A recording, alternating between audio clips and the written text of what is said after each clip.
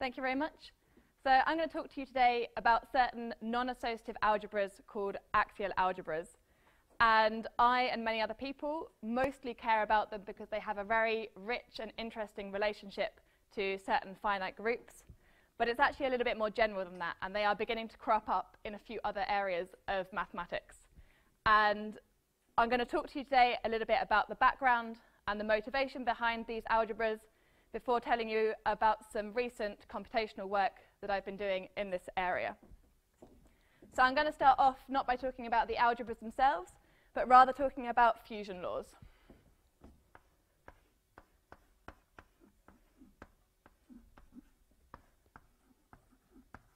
And the idea of a fusion law is a really, really general definition.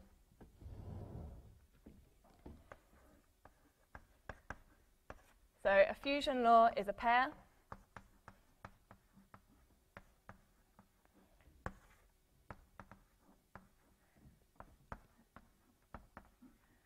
and it's a set that we usually denote by F and some map. So where F is a set and this star goes from F cross F, so we take a pair and we map it to some subset of this set. And that's really all it is to be a fusion law.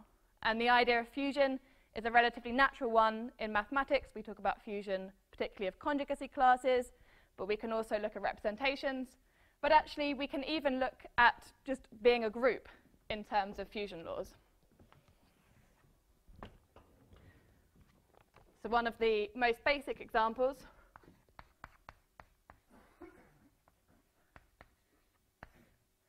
is let G be a group.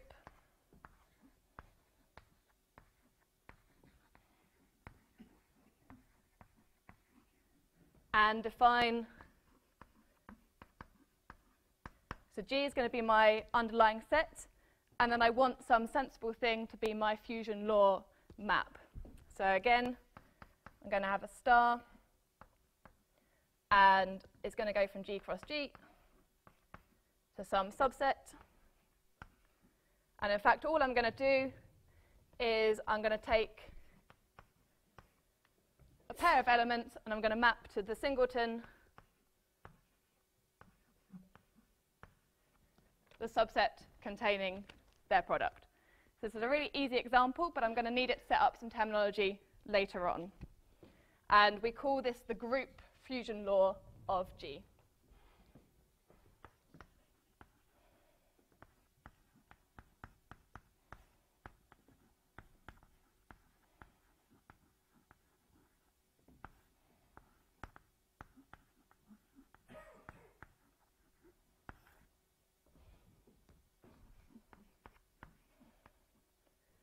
It's very natural to turn these fusion laws into a category.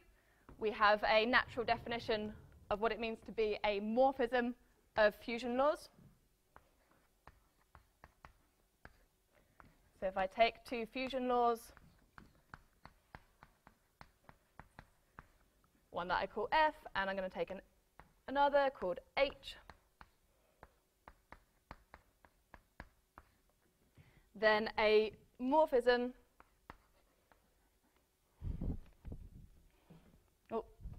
let these two things be two fusion laws.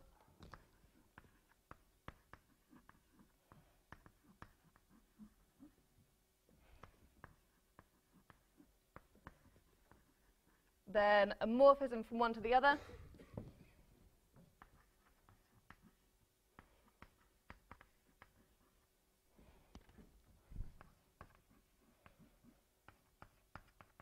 From F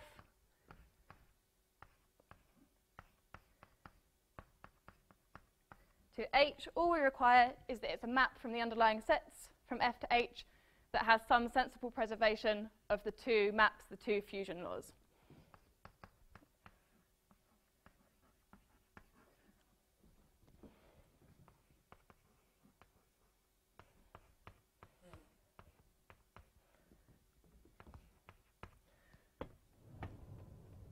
such that we ask, so I'm going to call this phi, and we ask that if we take phi of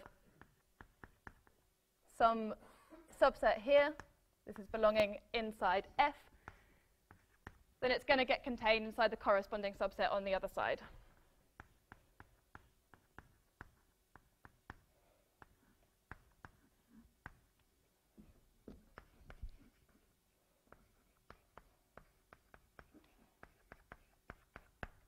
And I will just point out that if anyone has seen me or someone else talk about axial algebras or Majorana algebras before, you would have seen a slightly different definition of a fusion law.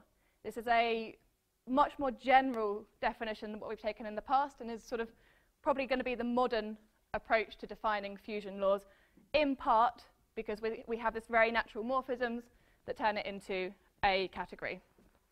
And in particular, the reason why we set this up this language of morphisms is that this gives us the start of our very nice relationship that we will eventually see between the algebras and the groups.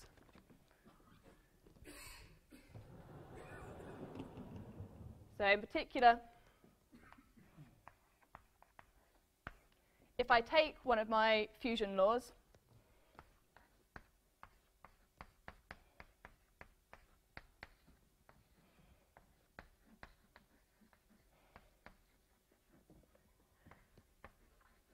and I take a group G,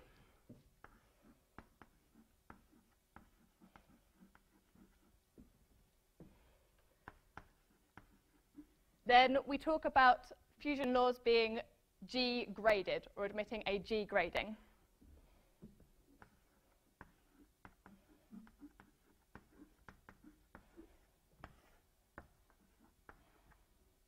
And this is just a morphism, as I defined over there, from my fusion law, which is just a set with some map, into the group fusion law of G. And we could always find some trivial G grading, but what we really care about is when this gives us non-trivial groups.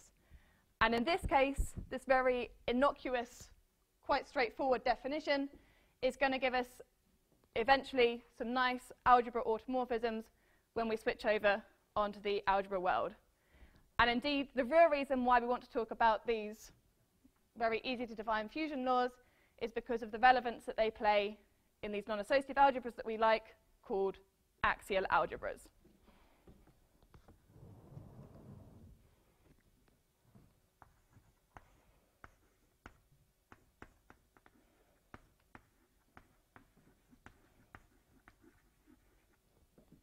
So before I give you a definition of the axial algebras, I'm just going to fix a few things. Let R be a commutative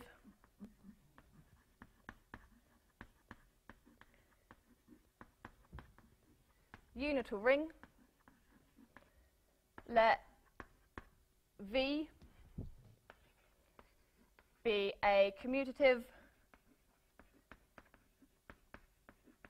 but of course not necessarily associative, R algebra.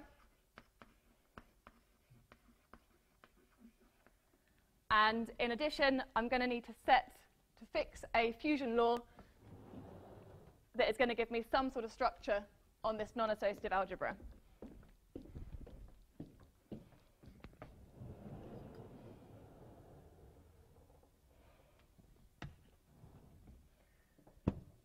So let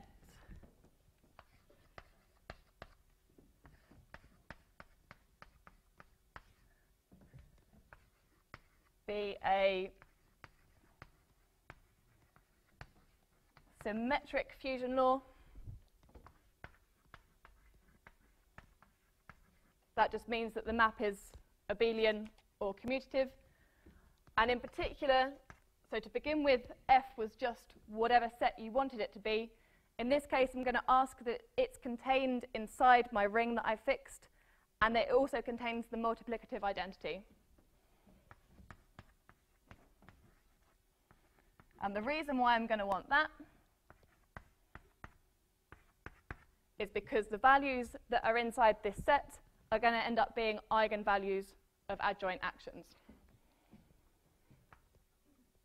So the first thing that I'm going to give you the definition of is of being an axis with respect to this fusion law that I've fixed. So let's take some vector inside my commutative non-associative algebra V, such that then this vector here is an f-axis.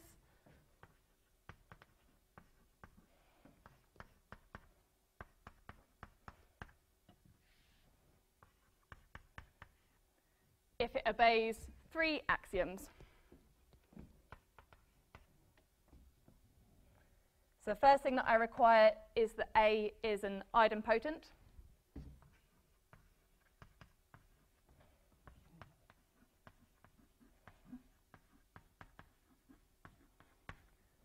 So far, so good.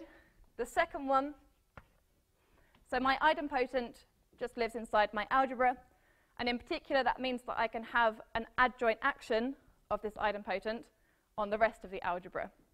And the important thing is that I require this adjoint action to be diagonalizable and to have eigenvalues lying inside my set F of ring elements. And I'm going to write that out. I'm going to say that my algebra V is going to have a direct sum decomposition into eigenspaces of the adjoint action of A.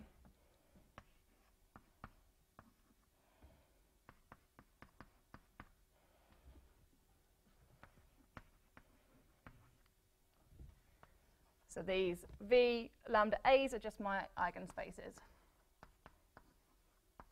Well, when they're non-zero, they're my eigenspaces.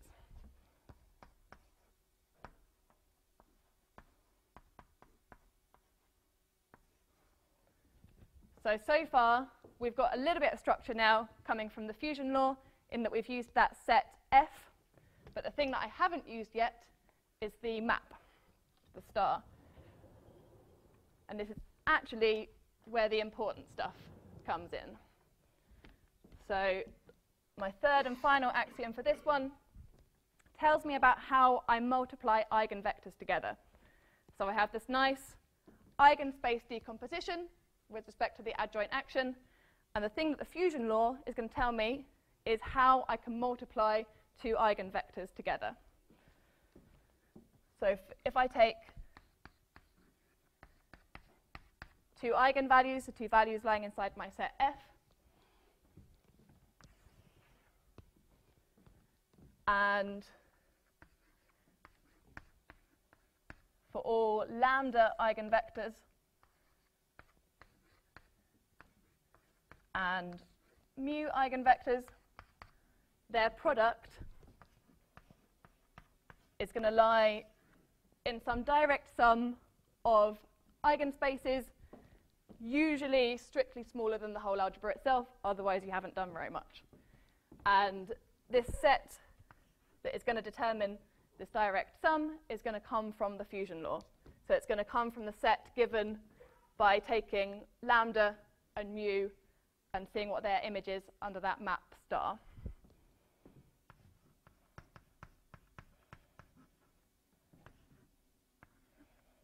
And this is really the important part of this whole story, because what we've essentially done here is we've taken an algebra, and it's quite rare in general that we work with non-associative objects. So we've essentially lost some structure by taking away associativity, and this adds some different structure back in. It gives some sense as to what might happen if you multiply 3 algebra vectors together. And this has quite a nice parallel with the story of the probably most famous non-associative algebras, that is with Lie algebras.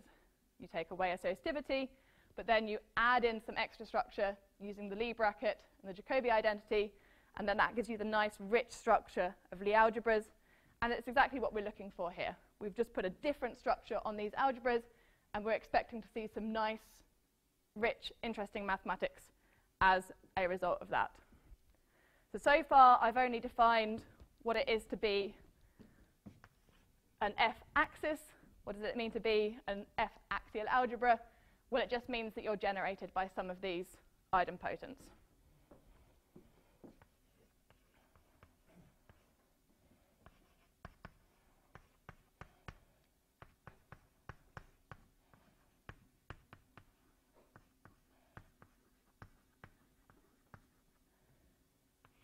So we usually define it as being a pair.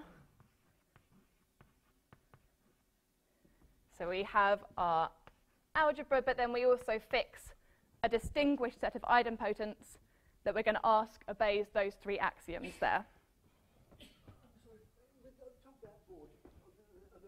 Oh, that is, thank you. Absolutely, that should be an A. Well spotted. So I'm asking for a pair such that V is my commutative R algebra.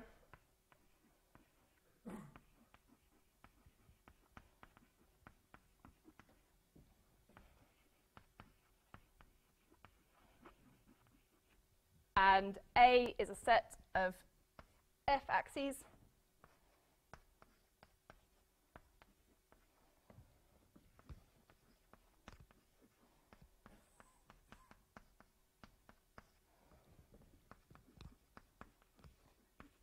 And we ask that these idempotents generate V as an algebra.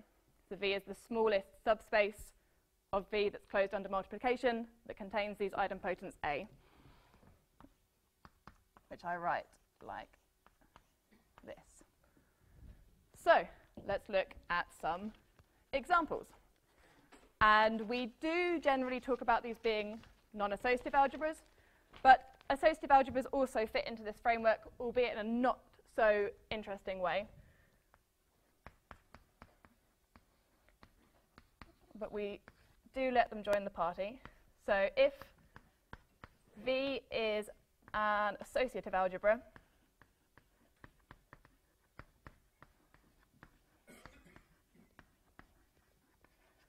and I pick some idempotent living inside V,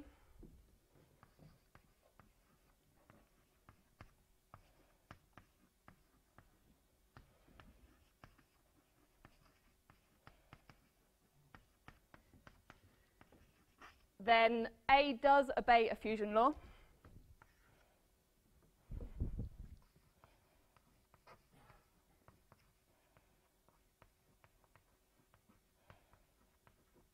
And we almost always write out fusion laws as tables, which is what I'm going to do here.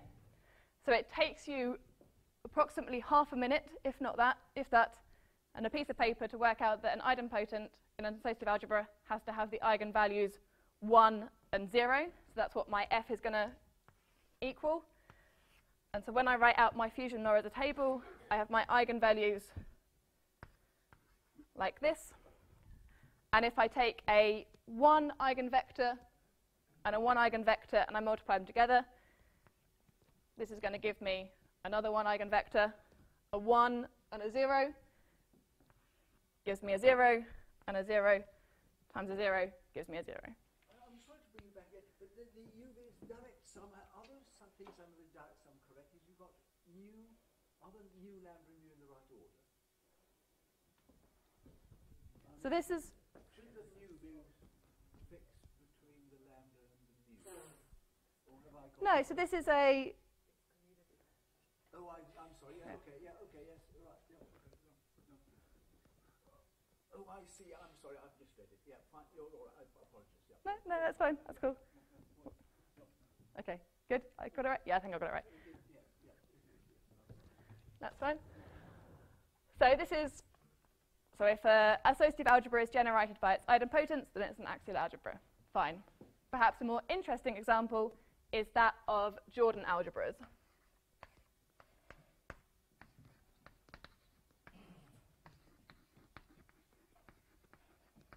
And these very much fit into this framework. These are classically very well studied non-associative algebras, and it's been known for a long time that if we have an idempotent living inside here,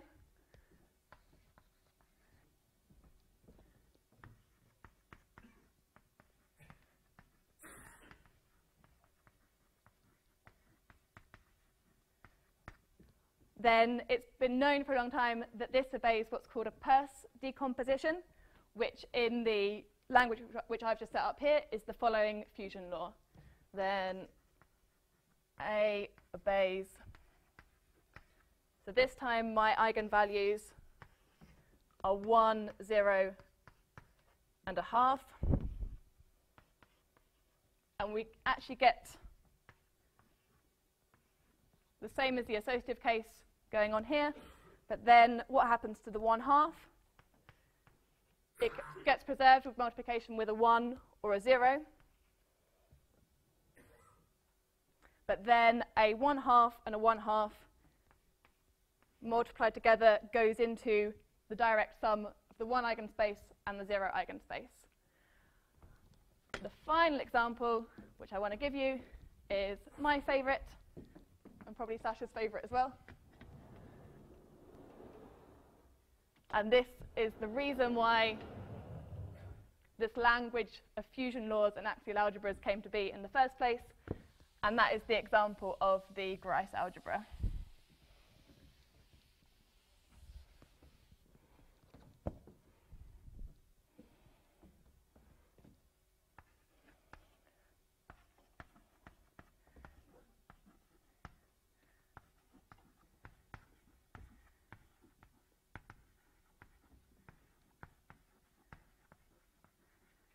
This is a real 196,884 dimensional commutative algebra, and it was constructed by Grice in order to construct the monster group.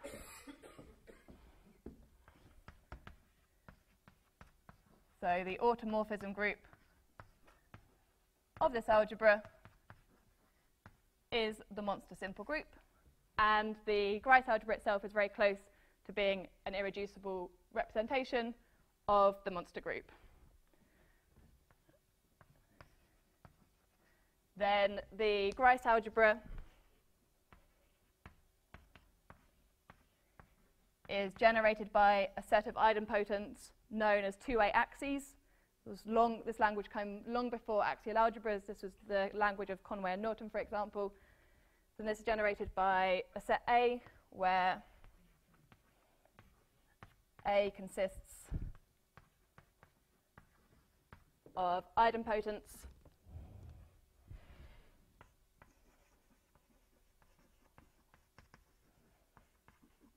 known as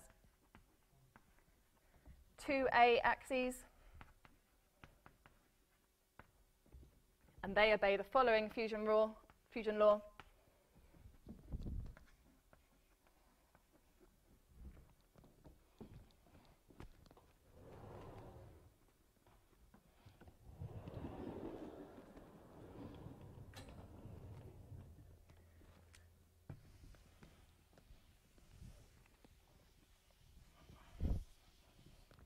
So this time I have 4 eigenvalues: 1, 0, 1/4, 1/32.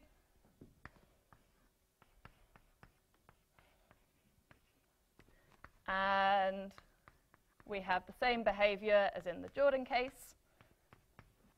And then again, the 1/32 gets preserved.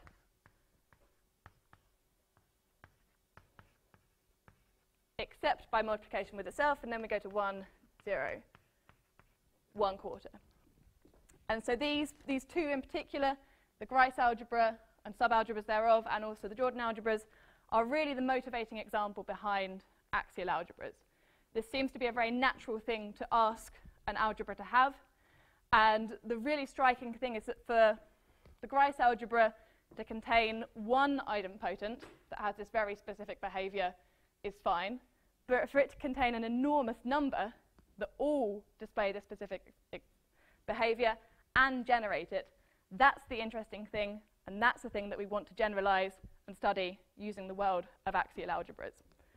And algebras that obey this fusion law and algebras that obey this fusion law, or an easy generalization of, are reasonably well known now. We've done a lot of work on it. In particular, we have some good computational methods for the construction. But the problem is we don't know very much about how axial algebras look outside of these two important families. It's a really, really general definition to be a fusion law and even to be an axial algebra. You can write down whatever numbers you want, as long as you've got 1 in there, and then whatever numbers you want inside here.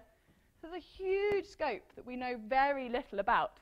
And this is really where the direction of the research, and particularly my research at the moment, is heading, to try and work out how these fit in inside the bigger world of axial algebras. And in particular, something that I and others have been focusing on is what we call dihedral algebras.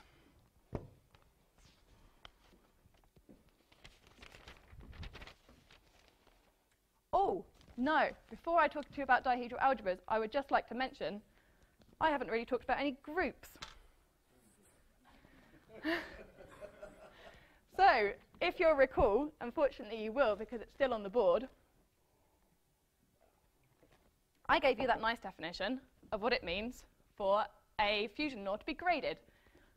But we haven't yet seen any examples, or have we? If we take... So the idea of a grading is essentially asking, can I put some group structure on my fusion law? What do I mean by that? If I take my different coloured chalk and I put the following lines on the Jordan fusion law, for example, we see that it has the structure of a group. If I was to call the 1 and 0 part a plus and the half part a minus, you will see that a plus times a plus gives you a plus times a minus gives you a minus, and a minus times a minus gives you a plus. What group is this? It's a C2. It's the cyclic group of order 2. So this is C2 graded. But what that means is each idempotent gives me a C2, i.e. gives me an involution. So what I can ask is I can ask what group is generated by all of these involutions put together. And in fact, so I've said that this is a grading because of my funny lines. It's very easy to show, just from the structure of the fusion law, that in fact this gives me an automorphism of my algebra.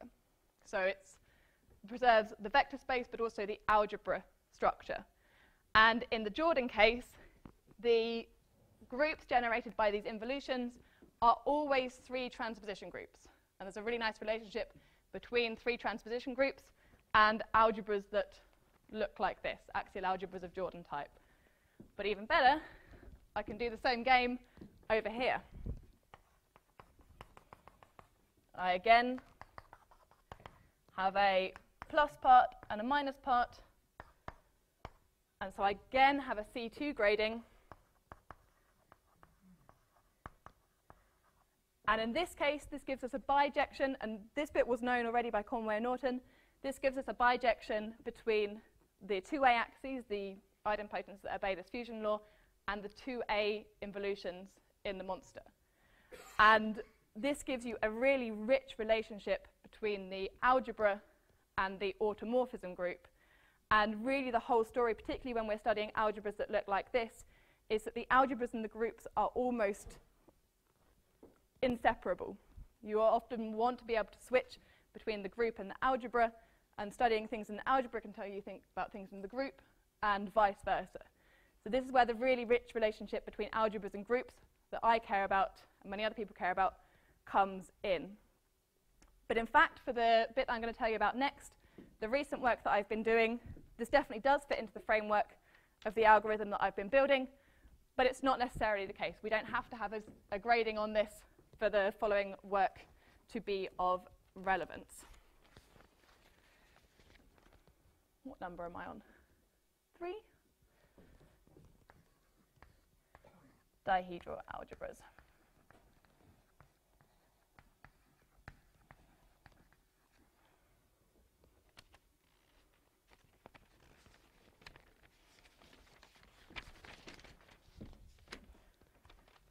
So all that our dihedral algebra is in the same way that dihedral groups generated by 2 involutions.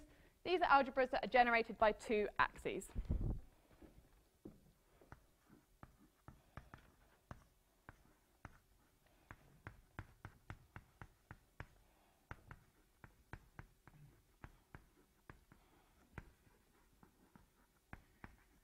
So we say that one of these axial algebras is dihedral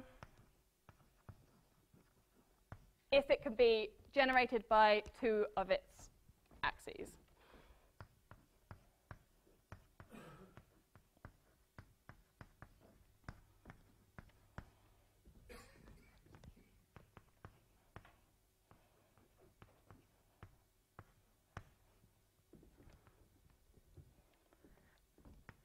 And the study of these algebras is absolutely crucial to the study of axial algebras as a whole.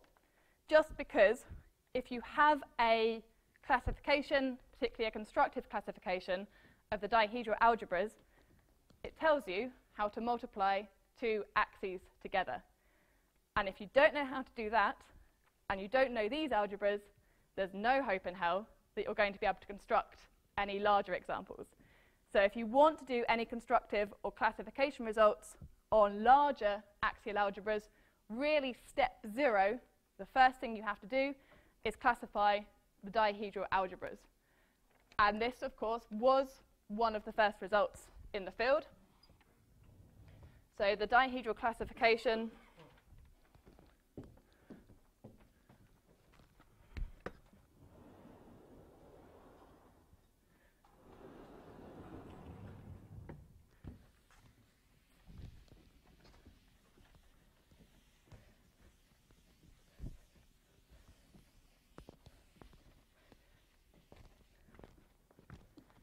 dihedral classification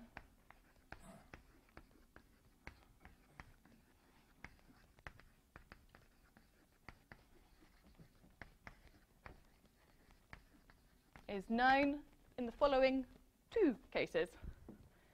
The first one, and this was really the big result of when this field was being first introduced, was of the Monster or Majorana case, i.e. axial algebras that obey this fusion law.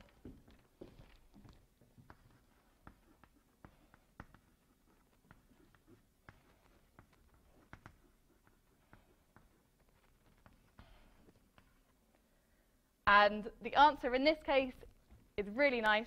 The answer is that even though you've stripped yourself away from the monster group and away from the Grice algebra by looking at this more general axiomatic setting, in fact, the only dihedral algebras up to isomorphism that obey this fusion law are the 9 dihedral subalgebras of the Grice algebra. And that's all you can get. You cannot leave the Grice algebra. The second is the case of axial algebras of Jordan type,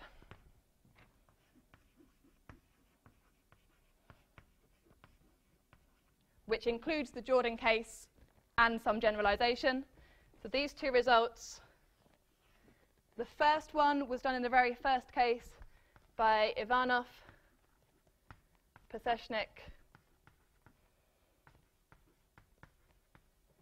Sheresh, and Spektorov in 2010, but with more additional axioms other than the ones I've just told you. It was done in greater generality, but this was like the big first result of the theory. This case was slightly generalized, and at the same time they did this one by Hall, Heron, and again Spektorov in 2015. And especially having explicit constructive classification of the first case has enabled us to have lots of constructive results, both by hand and computationally, and this has been really, really important to the field. It's very young, and being able to build examples and have these experimental computational tools are really crucial. So having these dihedral classifications is super important, but these are the only ones that we know of.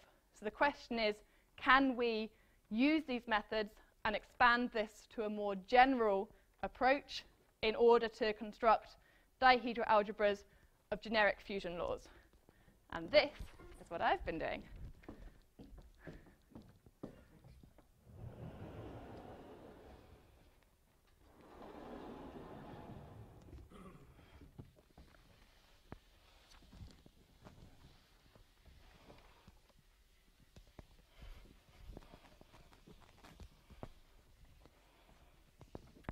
So I have taken the theoretical results that we saw here and put them into an algorithmic computational setting.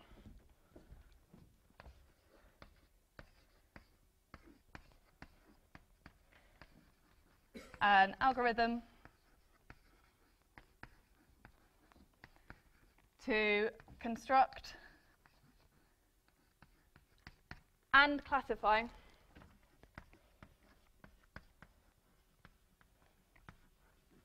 so if the algorithm returns, you have all your dihedral algebras. Doesn't always return. I'll come back to that in a sec. Dihedral axial algebras.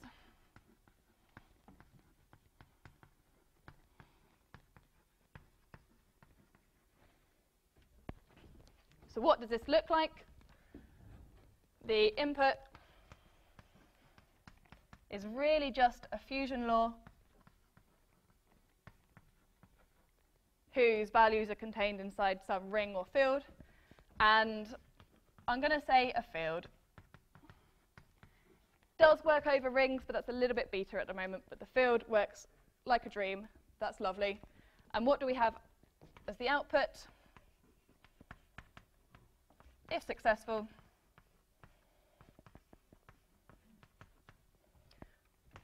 all dihedral axial algebras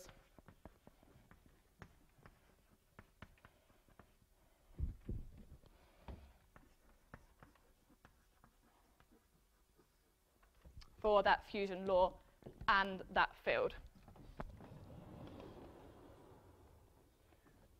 Oh no. Ooh.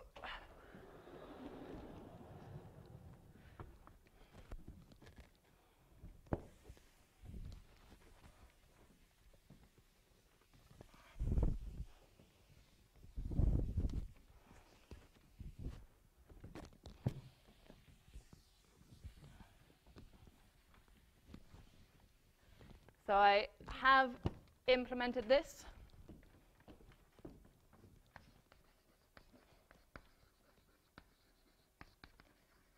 In Macaulay 2.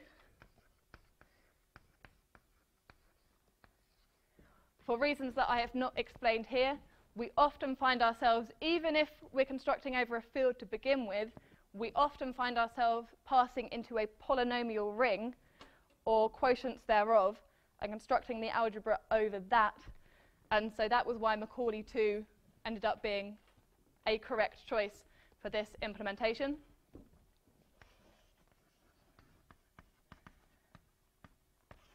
And I have recovered all the theoretical results that we know, including the monster case, which was a bit of a surprise, not least to myself, that it actually worked.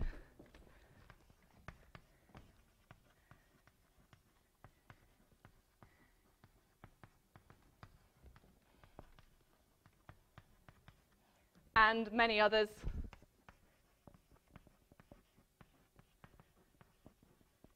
That we didn't already know.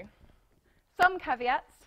We already know that some of these dihedral algebras can be infinite dimensional, and my algorithm certainly will not be able to cope with that. Even if they're not infinite dimensional, there are reasons of memory and time why it doesn't always finish. It's a fairly new algorithm like any. It requires lots of additional optimization, but it is running reasonably well, especially if you're looking at 3 or 4 eigenvalue cases. That works pretty nicely. If you're trying to go bigger on the eigenvalues, you have to be lucky to get some success, but it's working pretty much well in the implementation. And I want to finish by saying that in this field in particular, computational results are so important. It's a very young field, and we don't really know what we're doing some of the time. It's very important to have this experimental setting where we can quickly churn out examples in order to be able to guide our theoretical work. And this is not even just within this axiomatic framework which I've set up. It's not even sure that these are the correct, the most natural axioms. And the implementation that I have set up allows the user to automatically or easily with some fiddling take away axioms, add new ones on top, and experiment also in that dimension. And there's a few big questions which I'm hoping that this software will at least help to answer. And the biggest for me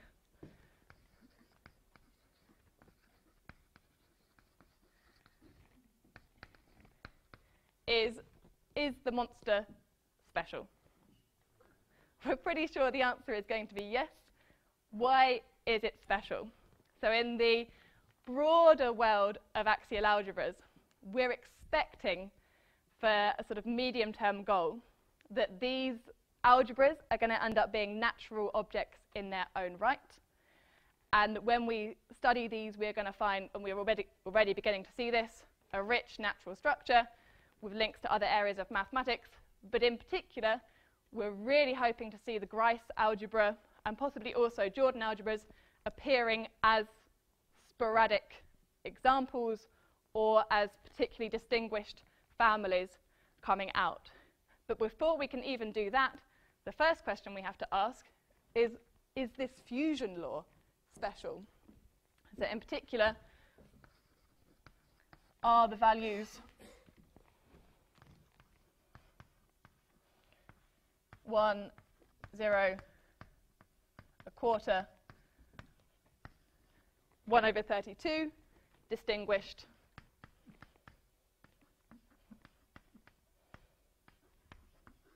in some way?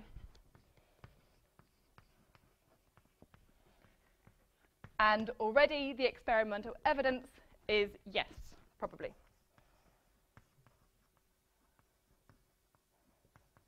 So in particular, if you look at a natural generalization of the monster law where you replace particularly 1 over 4 and 1 over 32 with generic values, you see that from what I've seen, I've never got the full 9 dihedral algebras out.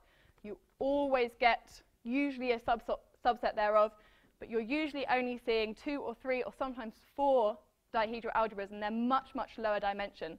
So it really looks like these particular values hit the sweet spot where you get the full range and the full complexity of dihedral algebras.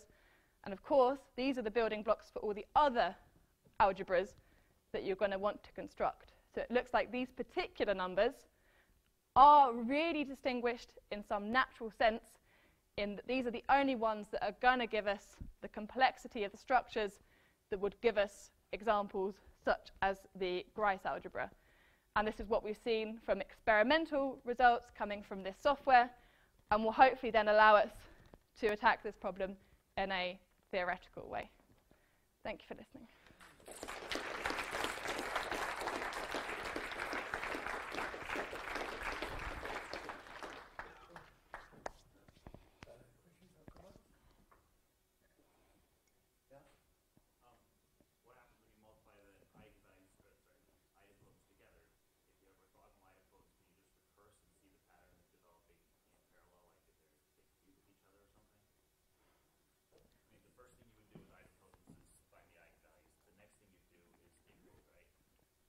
What do you mean by iterate, as in?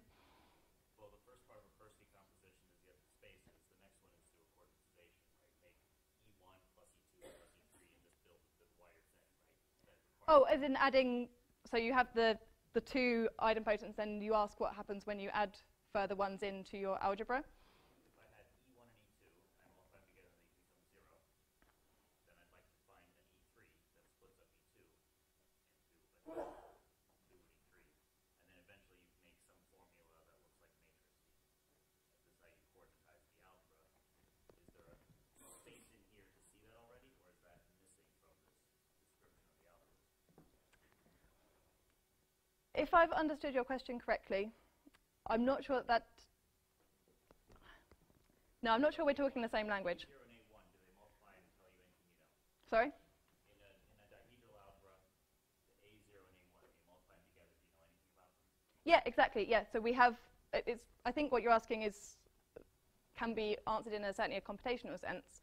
We have explicit values for all of these multiplications, so you get them out in terms of some structure constants. You have it in terms of the basis, and then certainly in the constructive world, then you can continue to use those explicit values that you get, and that is how we build the whole of the axial algebras that we have in the more general setting. So there's certainly not some like deep pattern that we're seeing here yet, but we can do that on a case-by-case basis.